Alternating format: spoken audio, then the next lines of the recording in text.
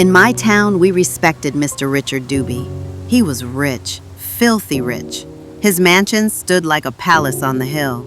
He wore the finest suits, drove the newest cars, and gave generously at church.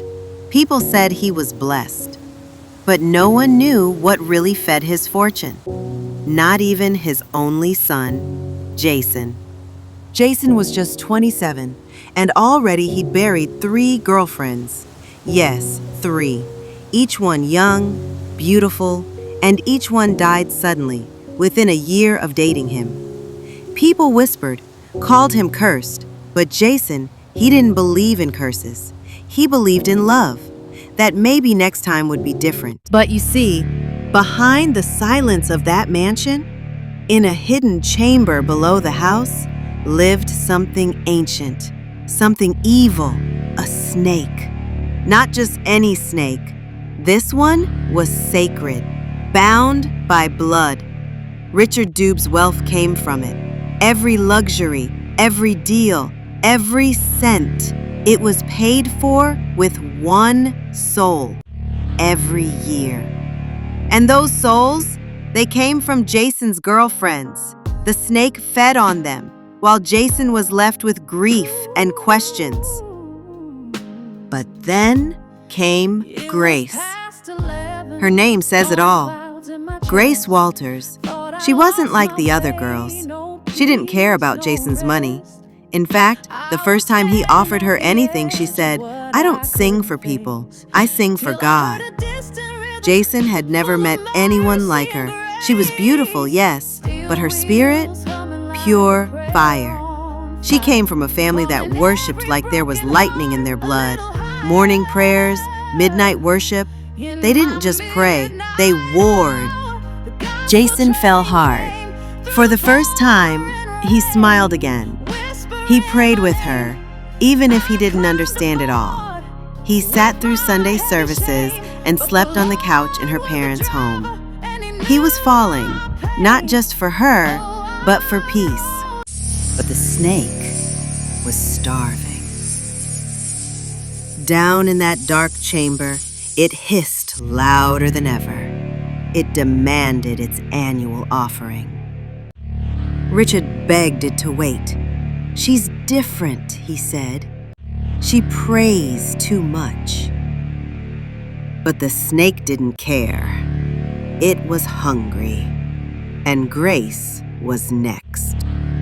One night, Grace woke up choking. Her room was freezing. A shadow crawled across her ceiling.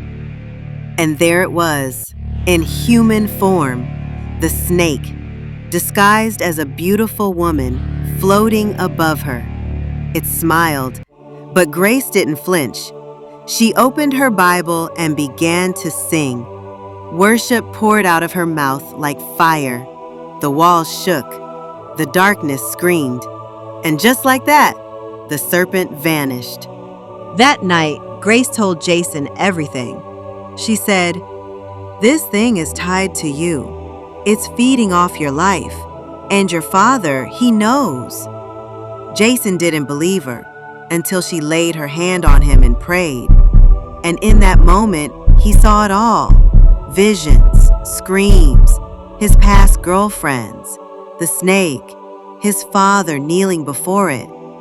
His heart broke. My father did this? He went home, stormed into that hidden chamber, and there he found Richard, the candles, the shrine, the truth. "You sacrificed them," Jason shouted. "All those women I loved, you gave them to that thing?" Richard's eyes welled up. "I did it for you, for us. I didn't have a choice." But Jason knew. They always had a choice. Grace arrived. Behind her, her family, her church, all dressed in white, singing, praying. The air shifted. Light filled the room. The snake burst from the shadows, roaring. It was massive now, twisting, hissing, angry.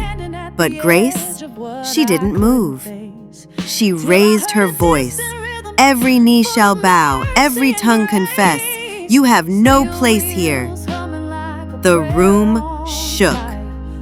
Jason fell to his knees, and for the first time, he prayed from the depth of his soul, "God, I break this curse.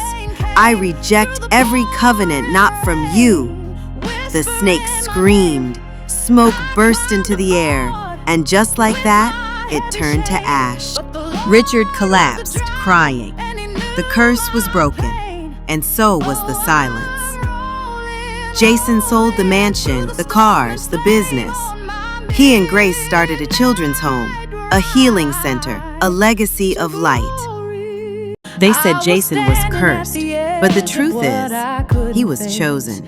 And sometimes freedom doesn't come from money, it comes from worship.